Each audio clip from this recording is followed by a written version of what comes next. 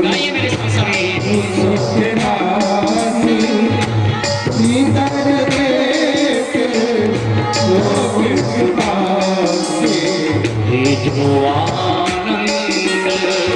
सिंधु सुख राशि, सिंधु सुख राशि, सीता रथे कई लोग सुदासी। सभी गाइए राम जय राम, जय जय राम, जय जय राम, श्री राम जय राम, जय जय राम, श्री राम जय राम, जय जय राम। जो आनंद, तो आनंद कौन है? बोले भगवान राम ही आनंद है। सत चित आनंद, सत धन चित धन आनंद। तो यहां श्री भोले बाबा भगवान से कह रहे हैं, जय सच्चिदानंद जग पावन, असि कहे चले मनोज न सावन। और जैसे ही भोले बाबा ने प्रणाम किया, जय हो सच्चिदानंद भगवान, आपकी जय हो, मैं प्रणाम करता हूं, स्वीकार कर। और कोई सच्चे मन से भगवान को प्रणाम करे तो भगवान स्वीकार कर लेते हैं। अच्छा, जब प्रणाम भोले बाबा ने किया तो सती के मन में फिर शंका हो गई। पूछा, महाराज ये कौन है जो वन में घूम रहे हैं, जिनको आप प्रणाम कर रहे हो? तो भोले बाबा ने कहा, यही तो है जिनका मैं नित्य निरंतर भजन करता हूं, यही तो है मेरे राम। सती ने कहा, महाराज ये कैसे राम, ये कैसे भगवान, जंगल में पत्नी को ढूंढ रहे हैं, ये कोई भगवान है? भगवान संसार में अपनी पत्नी को खोज रहे हैं। तो भोले बाबा ने समझाया कि ये मानव रूप धारण किए हुए हैं, यहाँ मर्यादा पुरुषोत्तम बन के आए हैं, मानव चरित्र का निरूपण कर रहे हैं। लेकिन शंका तो हो ही जाती है महाराज। जब शंका हुई, सती कहने लगी, मैं तो नहीं मानती कि ये भगवान है। तो भगवान कहने लगे, देवी ये भगवान ही है। हे मुनि धीर योगी सिद्ध संतत, विमल मन जेहि ध्यावहि, कहिने निगम पुराण आगम, जासु कीरत गावहि। ये वो भगवान है, सोई राम व्यापक ब्रह्मा भुवन, निकाय पति माया धनी, अवतरे अपने भगत हित, निज तंत्र नित रघुकुल मणि। हे देवी, आप मेरी बात सत्य माने, ये वही भगवान है जिनके लिए मुनि जोग सिद्ध सभी ध्यान में लाते हैं, वो परमात्मा है। सती ने कहा, महाराज मैं तो परीक्षा लूंगी, ऐसे नहीं मानेगी आपकी बात। और जो पत्नी अपनी पति की बात ना माने, समझ लो फिर उसका कल्याण नहीं है। और मेरी माता ने ध्यान से सुना आपकी इस कथा को। सती ने भी बार बार अपने पति का अनादर किया, और पति का अनादर करती तो चल जाता, लेकिन अब तो भगवान का भी अनादर करने के लिए तैयार है। तो बोले, महाराज मैं परीक्षा ले लूं? तो बोले, देवी आपको जैसा उचित लगे। भोले बाबा बैठ गए समाधि में, और इधर सती चली, जहां राम और लक्ष्मण सीता जी की खोज में चले जा रहे थे।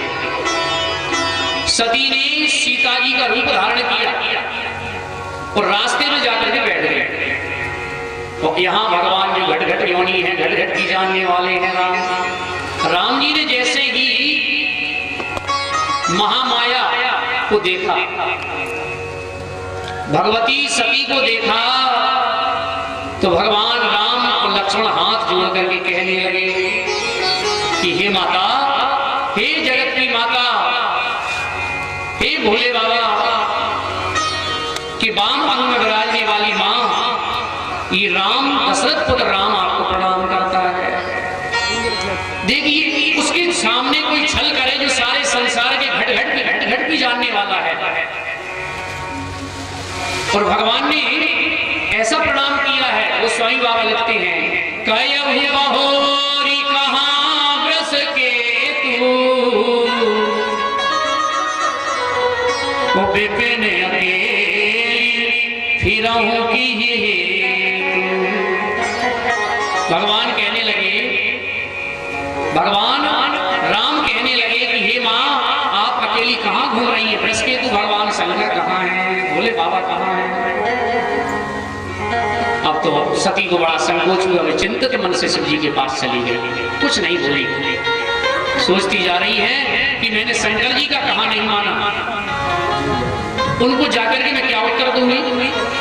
श्री राम जी ने सती के व्यग्र चित्र को देख करके अपना प्रभाव दिखाया। अब सती के आगे श्री राम, सीता जी और लक्ष्मण। और सती जब भोले बाबा के पास जाने लगी तो एक और माया देखती है, क्या राम जा रहे हैं, बीच में सीता जी जा रही हैं, पीछे लक्ष्मण जा रहे हैं, तो और चकित हो गई कि ये माया है क्या, अभी तो मेरे राम अकेले थे। जहां देखें वहां सती को अब राम लक्ष्मण सीता ही दिखाई दे जंगल में। जहां चाहूं जिधर चाहूं वही दीदार हो जाए, जहां चाहूं मैं जब चाहूं वही दीदार हो जाए। यही नहीं, अनेकों सती ब्रह्माणी और लक्ष्मी भी देखी सती ने, सभी देव अपनी अपनी शक्तियों सहित दिखाई दिए। संसार के सभी सचराचर में राम ही राम दिखाई देने लगे। सती ने विचार किया कि चलो अब जल्दी चलना चाहिए, और जैसे ही सती भोले बाबा के पास पहुंची, गई समीप महेश तब हंस पूछी कुशलात। भोले बाबा के पास गई तो भोले बाबा ने हंस करके पूछा, देवी लीन परीक्षा कवन विधि कयहु सत्य सब। आपने किस तरह से परीक्षा ली भगवान की। सती ने भगवान शंकर के पूछने पर किस प्रकार परीक्षा ली, तो सती ने आज झूठ बोल दिया अपने पति से कि महाराज मैंने कोई परीक्षा नहीं ली, मैं तो आप जैसे आपने भगवान को प्रणाम किया ऐसे ही मैंने भगवान को प्रणाम किया। और आज भोले बाबा ने ध्यान लगा करके देखा कि सती ने जो कुछ भी चरित्र रचा है वो सब दिख गया।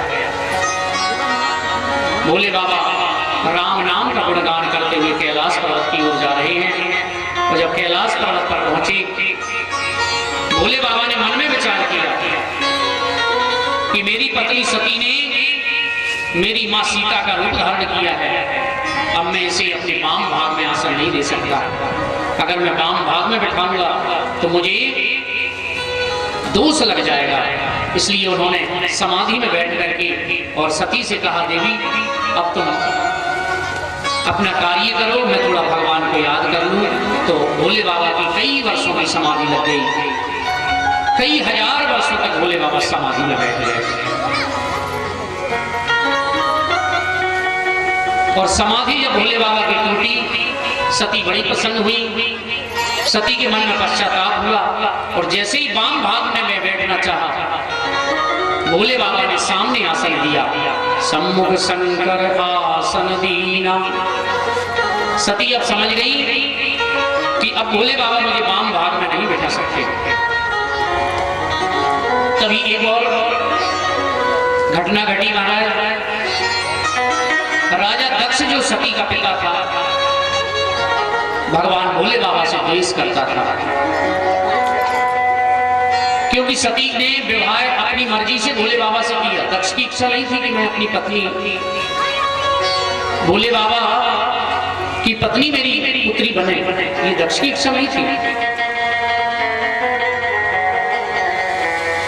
लेकिन तब से और द्वेष करने लगा। एक दिन भोले बाबा किसी सभा में बैठे थे, सभी देवता विराजमान थे।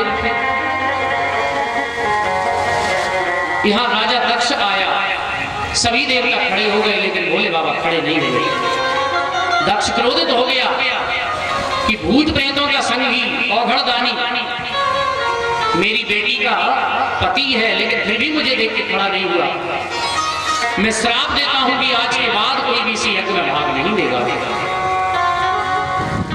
संसार में यज्ञ होना ही बंद हो गए। भोले बाबा को श्राप दे दिया, यज्ञ में तुम्हें भाग नहीं दिया जाएगा। दक्ष ने, दक्ष बड़ा अभिमानी था, तो महाराज अभिमान तो कभी नहीं करना चाहिए, और जिस हृदय में अभिमान बैठ जाता है उसका कोई भी यज्ञ सफल नहीं हो सकता। कथा में ब्राह्मण लोग कहते हैं महाराज काम क्रोध लोभ मोह मद अहंकार इन सब का त्याग करो, लेकिन जीव न काम छोड़ता है न क्रोध छोड़ता है।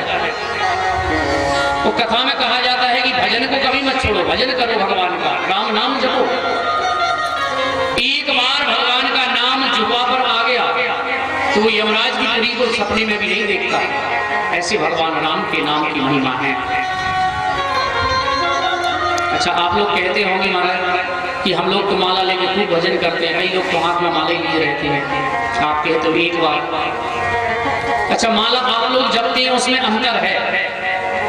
तो कई लोगों को हमने देखा है माला जपते जाएंगे सीताराम सीताराम सीताराम सीताराम, जैसे ही 11 बजे चिल्लाए बहू से पूछेंगे बहू सब्जी क्या बनी है, अच्छा सीताराम सीताराम चलेगा। अच्छा, मन कहाँ है सब्जी में, तो माला भी सब्जी की नहीं, राम तो केवल ऊपर भट्टी है। तो व्यक्ति काम नहीं छोड़ सकता, क्रोध नहीं छोड़ सकता, लेकिन उसे छोड़ देता है जो हमारे लिए जरूरी है। काम क्रोध नहीं छोड़ेगा। संत तो यही कहते हैं काम न छोड़ा क्रोध न छोड़ा, हे काम न छोड़ा क्रोध न छोड़ा, हरि का भजन क्यों छोड़ दिया, उन्हें नाम जपन क्यों छोड़ दिया, उन्हें नाम जपन क्यों छोड़ दिया, उन्हें हरि का भजन क्यों छोड़ दिया, हरि का भजन क्यों छोड़ दिया। काम न छोड़ा क्रोध न छोड़ा, काम न छोड़ा क्रोध न छोड़ा, काम न छोड़ा क्रोध न छोड़ा, काम न छोड़ा क्रोध न छोड़ा, हरि का भजन क्यों छोड़ दिया, तूने नाम जपन क्यों छोड़ दिया, छोड़ दिया, हरि का भजन क्यों छोड़ दिया, हरि का भजन क्यों छोड़ दिया। आइए प्रेम से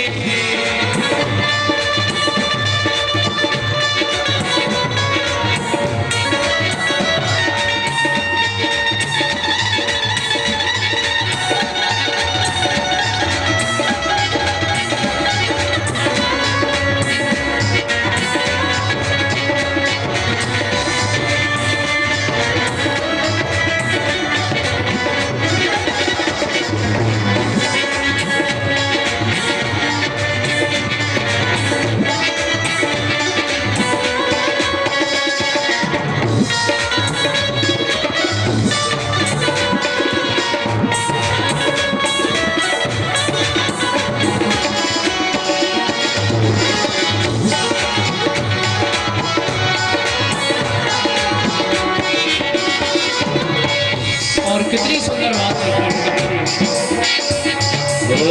लोभ न छोड़ा झूठ न छोड़ा, लोभ न छोड़ा लोभ न छोड़ा झूठ न छोड़ा,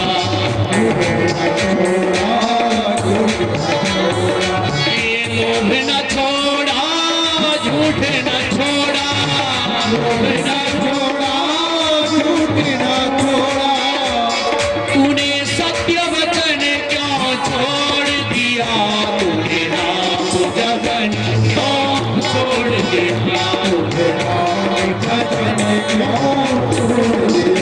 तूने हरि का भजन क्यों छोड़ दिया।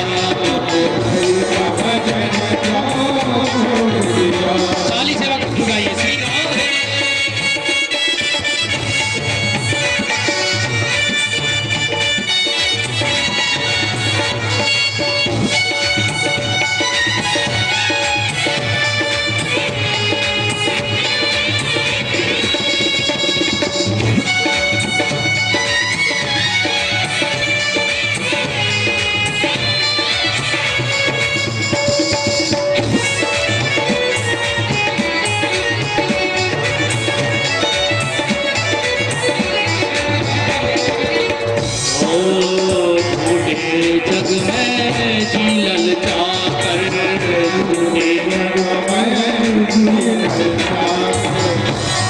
झूठे जग में जी ललचा कर। ये बड़ा झूठा संसार है, लेकिन संसार का जीव इसमें अपने जी को ललचा लेता है।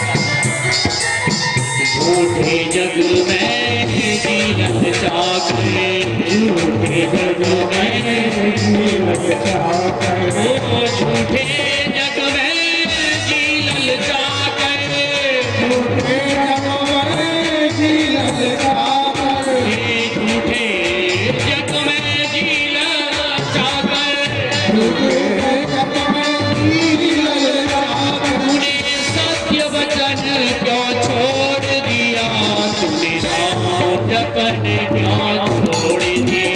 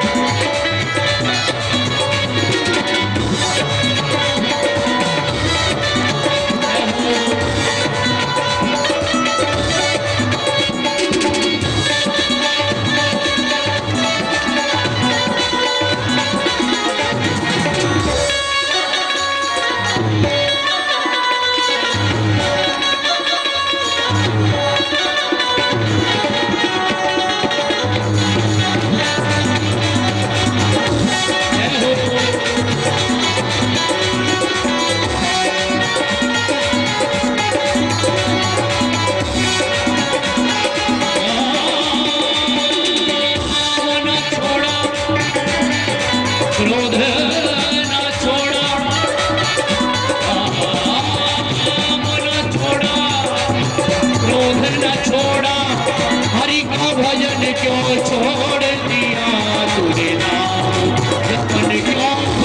दिया।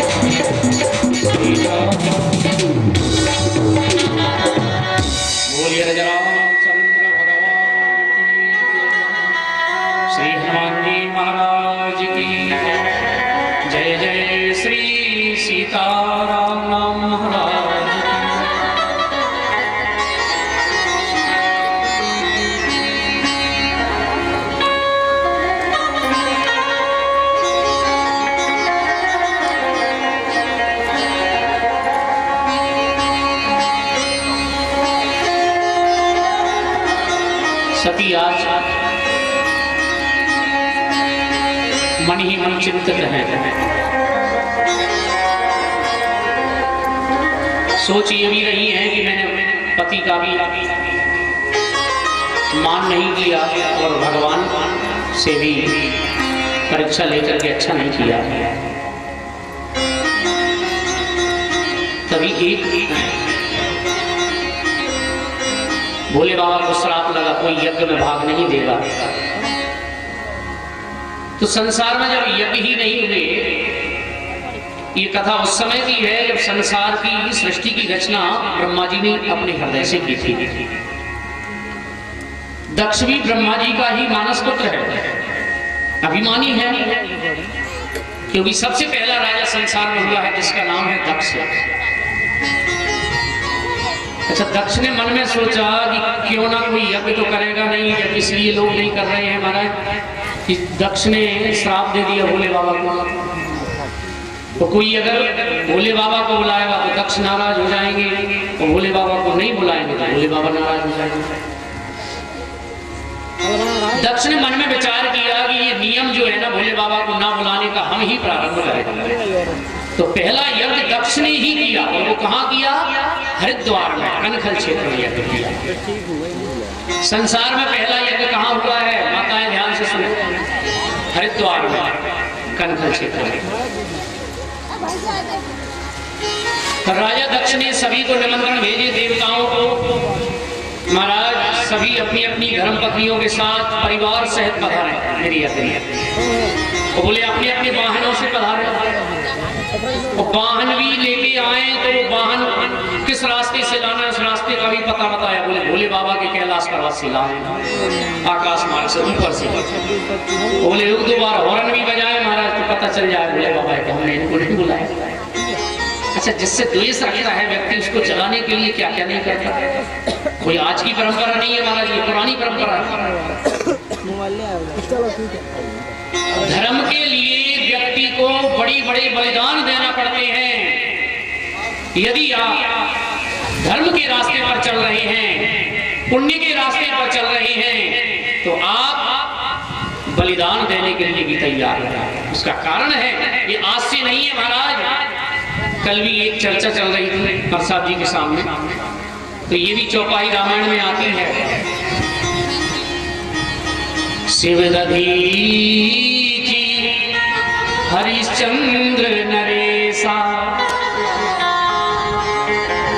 धर्म के लिए कितने बलिदान दिए राजा शिवी ने,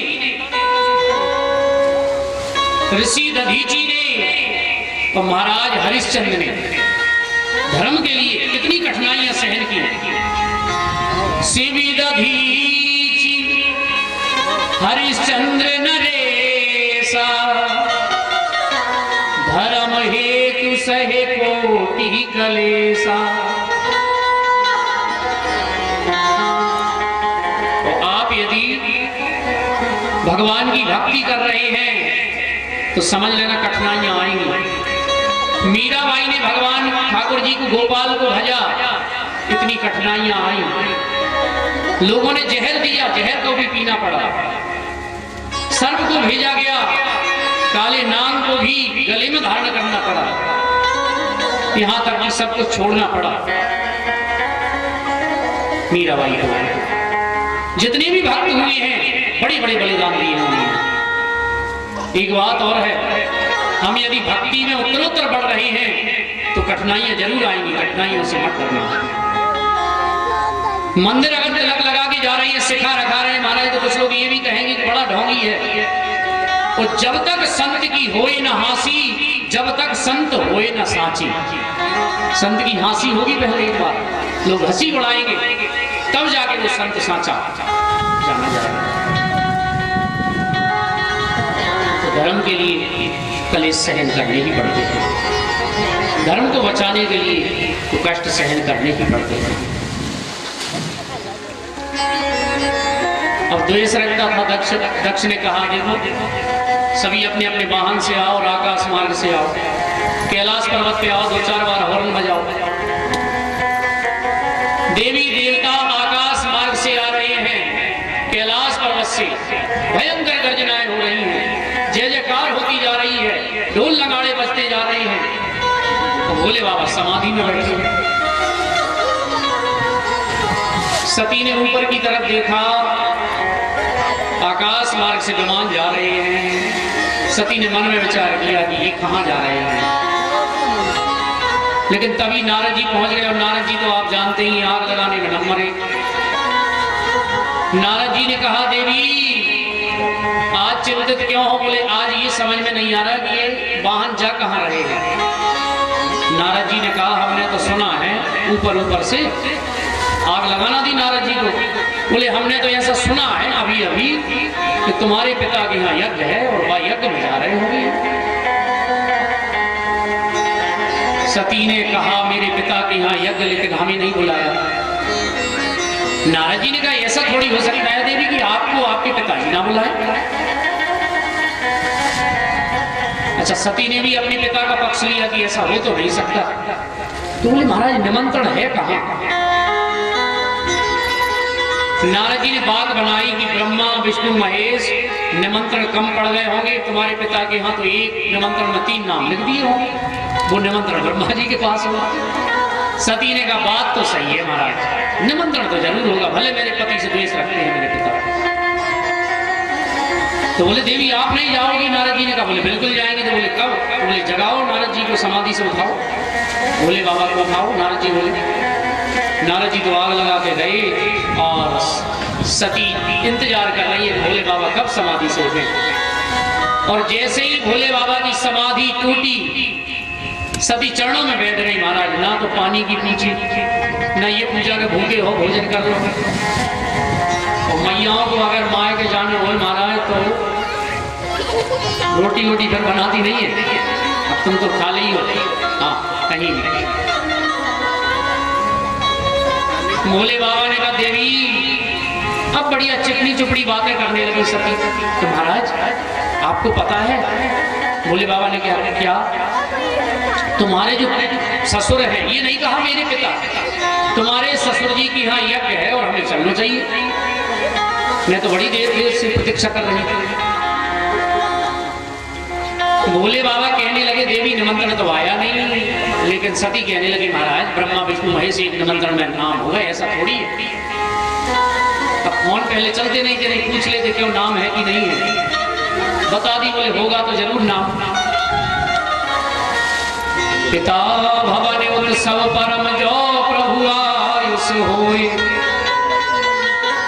तो मैं जाऊं कृपा यतन सागर देखन सोए। महाराज मेरे पिता के यहाँ मेरी बहनें आई होंगी, मेरे रिश्तेदार आए होंगे, तो मैं आज उन सबसे मिल लूंगी। आप कहो तो चली जाऊं। अच्छा, सती भोले बाबा को मना रही है, कह रही है, हो मेरे भोले अविनाशी, भोले बाबा हो मेरे शंभु अविनाशी, कह दो मैं जाऊं अपने मायके। ओ मेरे भोले अविनाशी, कह दो मैं जाऊं अपने मायके। भोले अविनाशी, कह दो मैं जाऊं अपने मायके।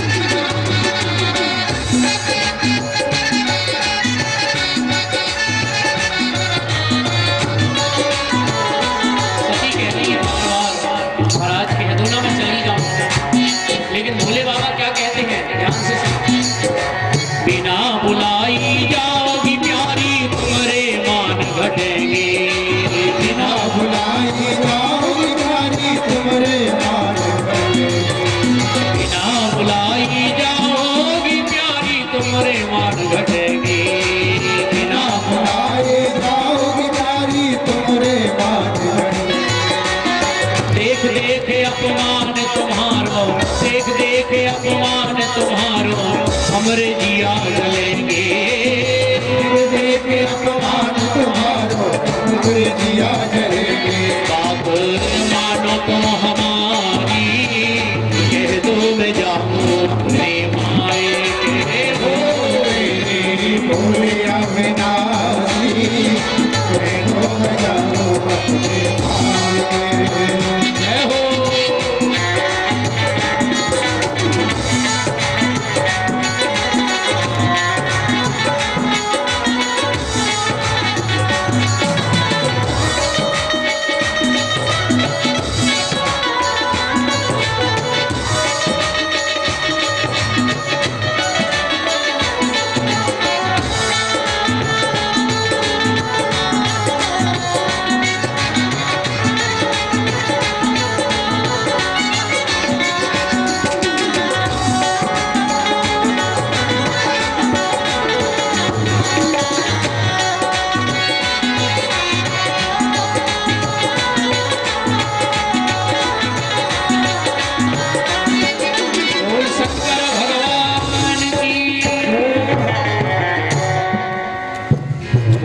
समझा रहे हैं देवी, बिना बुलाई जाओगी प्यारी, तुम्हारे मान घटेंगे। वैसे नियम ये है कि मित्र के यहाँ, स्वामी के यहाँ, पिता के यहाँ, गुरु के यहाँ बिना बुलाए जा सकते हैं। रामायण ने कहा है, गोस्वामी बाबा रामायण में वर्णन करते हैं, यद्यपि मित्र प्रभु पितु गुरु गेहा, जाइए बिनु बोले न संदेहा। कोई संदेह नहीं है, चले जाना चाहिए, लेकिन तदपि विरोध मान जय कोई। अगर जहां थोड़ा सा विरोध है वहां सोच समझ के जाना चाहिए। तो स्वामी बाबा भी लिखते हैं, तो संसार में दो हट ऐसी हैं कि वहां महाराज भोले बाबा को भी झुकना पड़ा। एक हट तो जानते ही, बाल हट, बालक अगर पीछे पड़ जाए तो खिलौना महंगा से महंगा लेके ही मानता है। और दूसरी हट जानते ही हो, बताने की जरूरत नहीं है महाराज, क्योंकि अभी तो 2 ही दिन हुए हैं कथा को। तो चाय पानी बंद कर देंगी माताएं, बोले महाराज हमारी बड़ाई बुराई करते रहते हैं। सती के आगे ना चलिए बोले बाबा। अब तो सती ये कहने लगेंगी, महाराज बस सुबह जा रही हूँ, शाम को वापस आ जाऊंगा, ज्यादा नहीं रुकूंगी, लेकिन मैं बहनों से मिल आऊंगी। मेरे पिता भी प्रतीक्षा कर रहे होंगे, माता भी प्रतीक्षा कर रही होगी, क्योंकि माता पिता का प्रेम एक विशेष प्रेम होता है। बहुत जतन किया भोले बाबा ने, लेकिन नहीं मानी। तो सती बोली कि बस कपड़े भी लेके नहीं जा रही हूँ, मैं बिल्कुल ऐसी ही जाऊंगी और ऐसी ही वापस आ जाऊंगी, एक जोड़ी कपड़े भी नहीं ले जा रही। अच्छा, भोले बाबा अब समझ गए कि ये गई और वापस आने वाली नहीं है, और ये यहाँ इनके कपड़े हम देखेंगे तो हमें याद आएगी। इसलिए भोले बाबा ने कहा सब ले जाओ यहाँ से, हाँ ना रहेगा बांस, ना बजेगी बांसुरी, सब ले जाओ महाराज। अच्छा, एक बात और है, माताएं अगर अपने मायके जा रही हों, भले 1 घंटे को जाएं, बैग में इतने कपड़े भर के ले जाएंगी तो उठाने वाला भी परेशान है। अच्छा, पहनना थोड़ी है, बताने ले जाती है। 5,000 की ससुर जी ने दिवाई, ये 6,000 की सासू माँ ने दिवाई, ये 200 रुपये की है, ये मत देखो, लेकिन फिर भी ले जाएंगे उसको। माताओं का भाव रहता है। तो सती नंदी ब्रह्मंगी को लेकर के भोले बाबा ने विदा किया, जाओ। सती जी गणों के साथ जब पिता के घर भवन में पहुंची, जहां यज्ञ हो रहा है, और यज्ञ में यजमान जैसा भाव रखता है वैसे ही यज्ञ की फलश्रुति होती है, वैसा ही उसको फल प्राप्त होता है। इसलिए तो ब्राह्मण देवता जब आज हमारे यज्ञ में भी पुण्याह वाचन हो रहा है, जो यजमान बैठे थे, पुण्याहों का वाचन होता है। ब्राह्मण और यजमान दोनों आपस में शर्तें करते हैं कैसे रहना है, सत्य का संभाषण करना है, सत्य बोलना है, प्रेम से भाव से भगवान को मनाना है, भाव से आहुति देना है, भाव से पूजन करना है। भाव ही प्रधान है कि बिना भाव बाजार में मिले वस्तु नहीं एक। बिना भाव के बाजार में कोई वस्तु नहीं मिलती, तो बिना भाव के भगवान कैसे मिल जाए? भाव तो आना चाहिए। कितना भी यज्ञ करो, कितना भी जप करो, लेस मात्र अभिमान आ गया, यज्ञ जप समाप्त। इसलिए अभिमानी दक्ष आहुति दे रहा है। और जैसे ही सती ने प्रवेश यज्ञशाला में किया, यज्ञशाला से होकर के निकली, दक्ष लाल लाल आंखें करके, बड़ी बड़ी आंखें निकाल के देख रहा है, इनको किसने बुलाया, क्यों आई है ये? अपनी बेटी से भी द्वेष कर रहा है, ध्यान देना। और वहां जब बहनें मिली तो गोस्वामी बाबा लिखते हैं कैसे, सादर भले ही मिली एक माता, सादर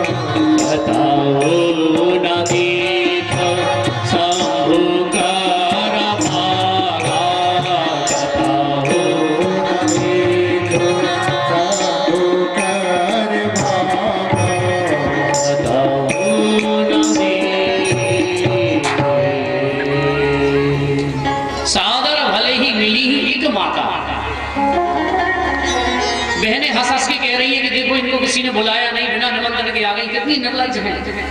सती को बड़ा बुरा लगा। आज ध्यान आया कि मेरे पति भोले बाबा सही कह रहे थे कि मत जाओ, लेकिन मैंने बात नहीं मानी कि मेरी गलती है। और जब सती अपनी माँ से मिली, ध्यान देना, माँ का हृदय तो माँ का हृदय है। कुपुत्रो जाये तब क्वचित अपि कुमाता न भवति।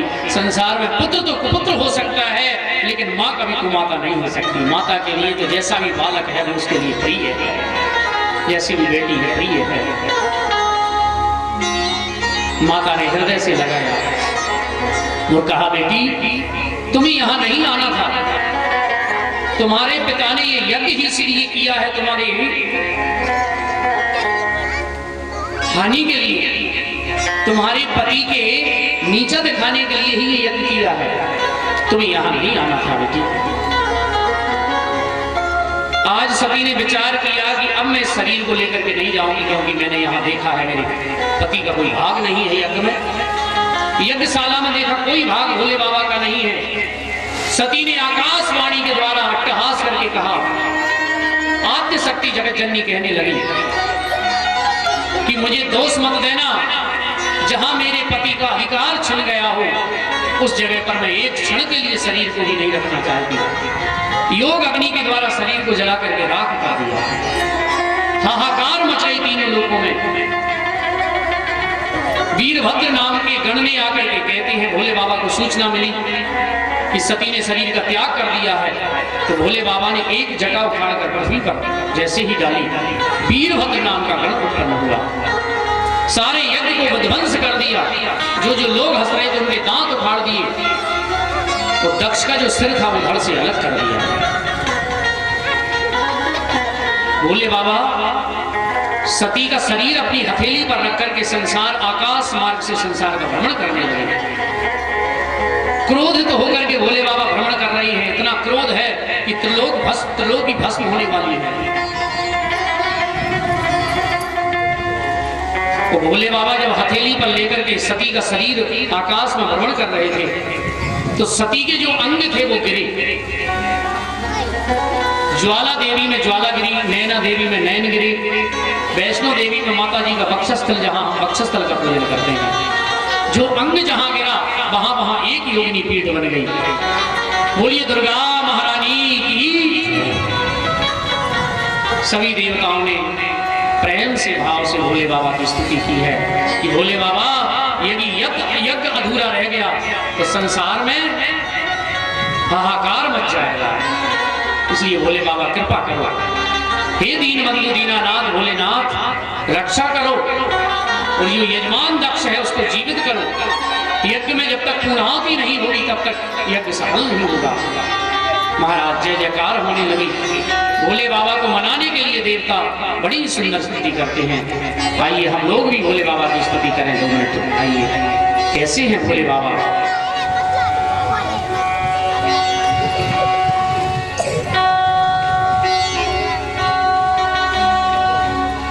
शिव भोले भंडारी शरण हम आए तिहारी। सभी देवता गा रहे हैं और कह रहे हैं हे भोले बाबा आप प्रसन्न होइए। आप लोग भी गाइए भाव से। शिव भोले भंडारी शरण हम आए तिहारी। शिव भोले भंडारी शरण हम आए तिहारी। शिव भोले भंडारी शरण हम आए तिहारी। शिव भोले भंडारी शरण हम आए तिहारी। आए तिहारी, आए तिहारी, आए तिहारी हम आए तिहारी। आए तिहारी हम आए तिहारी। आए तिहारी हम आए तिहारी।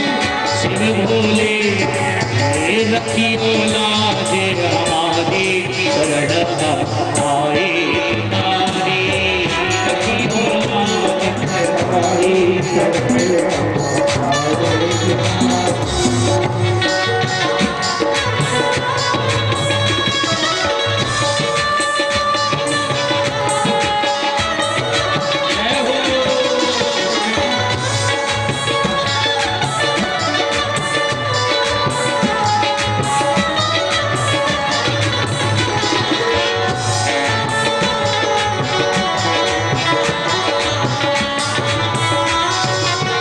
बाघंबर तेरे अंग पे सोए, बाघंबर तेरे अंग पे सोए। बाघंबर तेरे अंग पे सोए। बाघंबर तेरे अंग पे सोए। यहाँ तो रसूल है हमारी शरण हम आए तिहारी। शिव भोले भंडारी शरण हम आए तिहारी। जय हो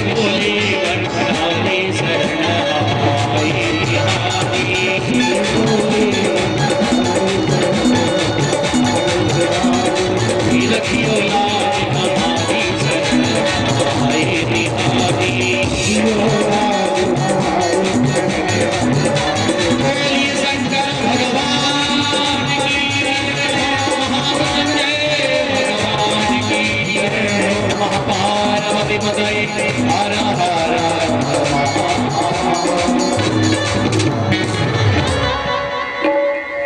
भोले बाबा की सभी देवताओं ने स्तुति की है। और भोले बाबा का नाम तो आशुतोष है। भोले बाबा जल्दी प्रसन्न हो जाते हैं। भोले बाबा प्रसन्न हुए, दक्ष के सिर पर बकरे का सिर लगाया गया। अच्छा, बकरे का सिर क्यों लगाया? क्योंकि दक्ष अभिमानी है, जीवन भर अहंकार करता है कि मैंने ऐसा किया है, मैं ही श्रेष्ठ हूं। तो भगवान ने बकरे का सिर इसलिए लगाया कि जीवन भर मैं करता रहेगा, तब तक इसे याद रहेगा कि अभी मैं नहीं करेगा। मैं यानी अहंकार। यज्ञ में आहुति डाली गई, भगवान यज्ञ नारायण प्रकट हुए। बोल यज्ञ नारायण भगवान की जय हो। यज्ञ नारायण भगवान प्रकट हुए। दक्ष ने सभी देवताओं की सुंदर स्तुति की है। सुंदर दक्ष ने सभी देवताओं की फिर विदा की है। और भोले बाबा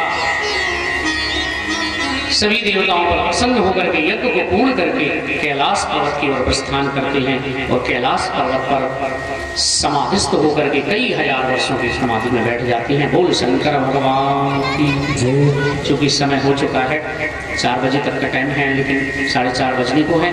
तो आइए, कथा का आज की यहीं पर विश्राम। और कल की कथा थोड़ा सा व्यवधान हो गया था, लेकिन आज इंद्र महाराज की बात बढ़िया राखी। तो एक बार हनुमान जी महाराज के श्री चरणों में एक सुंदर सा भजन हम लोग अर्पण करते हुए कथा का विश्राम करते हैं। और इसके बाद में आरती होगी और प्रसाद की व्यवस्था करें हमारे जो व्यवस्थापक बंधु हैं। और कथा के उपरांत भोले बाबा जो 7 दिवसीय यज्ञ का कार्यक्रम और शिव पंचायत प्रतिष्ठा का आज 2य दिवस है। तो आज भोले बाबा को जलाधिवास किया जाएगा। आज रात्रि में भोले बाबा जल में निवास करेंगे। देखिए, पंच तत्व छित जल पावक गगन समीरा, पंच रचित अति अधम शरीरा। तो मूर्ति में जो प्राण मंत्रों के द्वारा, मूर्ति में भाव के द्वारा प्राण को प्रकट किया जाता है। जैसे कि जल की जरूरत, क्षिति जल, तो आज सबसे पहले जल में जल तत्व को हम भोले बाबा के हृदय में समाहित करेंगे मंत्रों के द्वारा, ब्राह्मणों के। और इसके बाद कल अन्नादिवास होगा और कल भगवान अन्न में निवास करेंगे। नित्य पूजन पाठ प्रातः काल प्रारंभ हो जाएगा 7 बजे से। सभी यजमान पधारेंगे, सभी ब्राह्मण देवता, यज्ञ का कार्यभार। और कल हवन प्रारंभ हो जाएगा। कल अग्नि स्थापना भी होगी, अग्नि मंथन के द्वारा अग्नि स्थापित की जाएगी। इसके बाद यज्ञ नारायण भगवान में भाव से सभी लोग, और माताओं से निवेदन है प्रातः काल उठ करके स्नान ध्यान करके जलपात्र लेकर के, तांबे का पीतल का लोटा लेकर के जवान को डोबे हुए हैं परिक्रमा लगाएंगे, जवान को में जल डालेंगे। आज जो आवाहन किया है ब्राह्मण देवताओं ने, 33 कोटि देवी देवताओं का आवाहन यज्ञशाला में हुआ है। यज्ञशाला की परिक्रमा करने से 33 कोटि देवी देवताओं की परिक्रमा हो जाती है। तो 11 परिक्रमा, 5 परिक्रमा, 7 परिक्रमा, 21, 41, 51, 108, 1100, जितनी जिसकी श्रद्धा हो यज्ञ नारायण भगवान की नित्य परिक्रमा लगाएं। प्रातः काल समय मिले प्रातः काल लगाएं, सायंकाल समय मिले सायंकाल लगाएं। माला लेकर के यज्ञशाला की परिक्रमा लगाएं। यज्ञ में 33 कोटि देवी देवताओं का निवास है। और ये निवास कब तक रहेगा? 8 तारीख महाशिवरात्रि के दिन तक। तो ये सौभाग्य हमें प्राप्त हुआ है। और ऐसा नहीं कि हमारे मार साहब जी और राजेश जी सरपंच साहब उनके ही यहाँ भोले बाबा, नहीं, ये भोले बाबा देखिए, ये कथा कोई कहता है, लोगों ने ये बना रखा है कि महाराज ये तो मार साहब की कथा हो रही है, सरपंच साहब की कथा हो रही है। कई लोग कहते हैं मनोज महाराज की कथा। अच्छा, सही बताना, क्या मनोज महाराज की कहीं कथा है या किसी सरपंच साहब की कोई कथा है?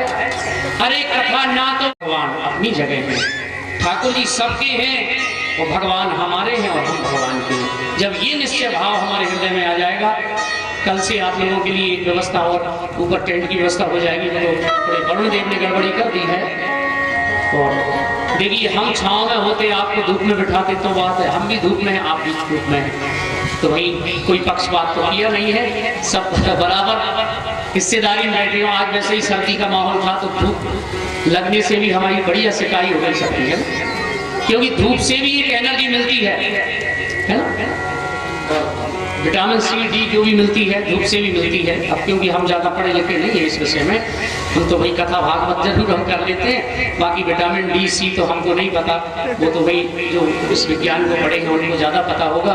तो आइए कल से और भी व्यवस्थाएँ बढ़िया हो जाएंगी। तो माताओं से निवेदन, कल से खाली हाथ ना आए। खाली हाथ का मेरा मतलब ये नहीं है कि आपसे मैं धन के लिए कह रहा हूँ, पैसों के लिए कह रहा हूँ। फूल लाएं भगवान के लिए, फूल पहले ठाकुर जी को चढ़ाएं, तुलसी लाएं ठाकुर जी को चढ़ाएं, दूर्वा भी ठाकुर जी को चढ़ा सकते हैं। और अन्नदान लेकर के माताओं, ऐसा नियम है, कथा में हमारे गुरु जी कहते थे, शहरों में भी कथा होती थी तो शहरों में भी वो बाकी लोगों से नहीं कहते थे, लेकिन यजमान परिवार से जरूर कहते थे कि तुम लोग अन्नदान जरूर लाया। तुम भले हजारों नोट चढ़ाते हो, वो नोटों का जितना मतलब नहीं है जो अन्नदान का मतलब है। तो अन्नदान लेकर के आए, ठाकुर जी के सामने अन्नदान रखें, पुष्प चढ़ाएं, इसके बाद भगवान की कथा सुनें। क्योंकि मंदिर में गुरु के यहाँ कथा में कभी खाली हाथ नहीं जाना चाहिए। देखिए यजमान परिवार को तो करना ही करना है, और यज्ञशाला की सारी व्यवस्थाएं, लिपाई पुताई, चौक इत्यादि का काम हमारी जो बालिकाएं हैं ये करेंगी। प्रातःकाल यजमानियां लिपेंगी, यज्ञशाला को पुताई करेंगी, और चौक रोज लगेगा यज्ञशाला में वेदी के पास कल से, है ना। इसका भी आप लोगों को ध्यान है। और भी जो हमारे यहाँ बाहर से लोग आ रहे हैं, ब्राह्मण लोग भी हैं, उनकी व्यवस्था श्री राम के लिए एक बार तो हाथ उठा दो मेरे हनुमान के लिए, एक बार तो हाथ उठा लो मेरे हनुमान के लिए, बार तो हाथ उठा मेरे हनुमान के लिए, एक बार तो ताली बजा दो मेरे हनुमान के लिए, एक बार तो ताली बजाओ मेरे हनुमान के लिए। जो खेल गए प्राणों पे, जो खेल गए प्राणों पे, जो खेल गए प्राणों पे, जो खेल गए प्राणों पे, श्री राम के लिए एक बार तो ताली बजा दो मेरे हनुमान के लिए, एक बार तो ताली बजाओ मेरे हनुमान के लिए। जय हो।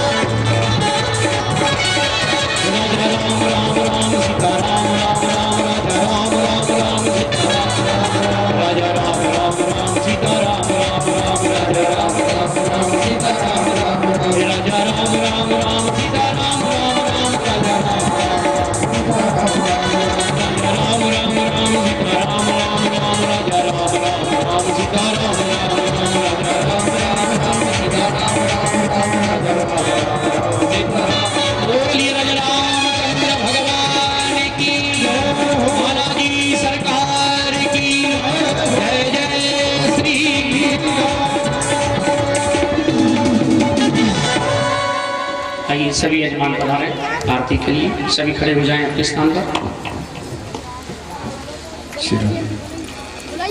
ओम चंद्रमा मनसो जात चक्षुः सूर्यो अजायत श्रोत्रादायश्च प्राणस्य मुखात् निरजायत।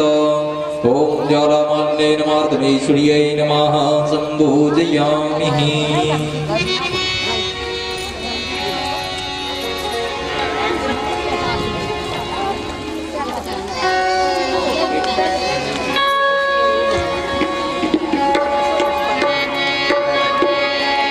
जगमग जगमग ज्योत जली है, राम आरती और लगी है। जगमग जगमग ज्योत जली है, आइए आरती और लगी है। धर्म की बाती भक्ति सभी आरती संत कर दिन राती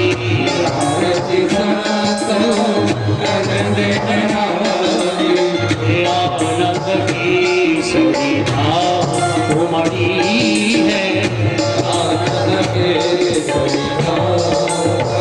श्री राम आरती लगी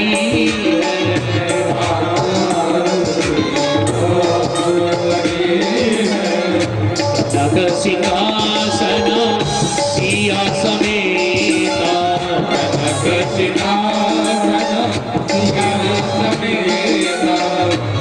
बैठहि राम वही चित चेता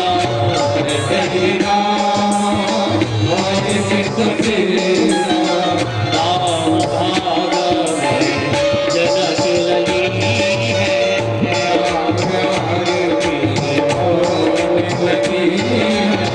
जगमग जगमग ज्योत जली है राम आरती होने लगी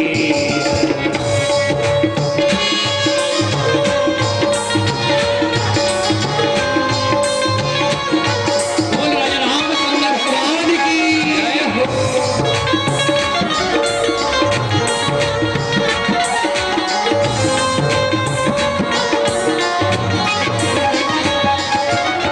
आरती हनुमत आरती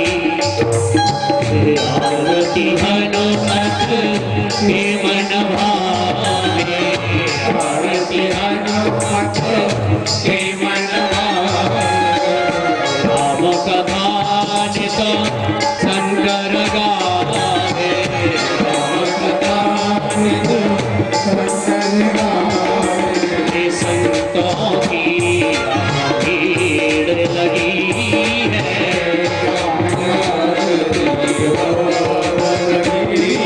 जगमग जगमग ज्योत जली है राम आरती होने लगी है भरपूर गारम करुणावतारम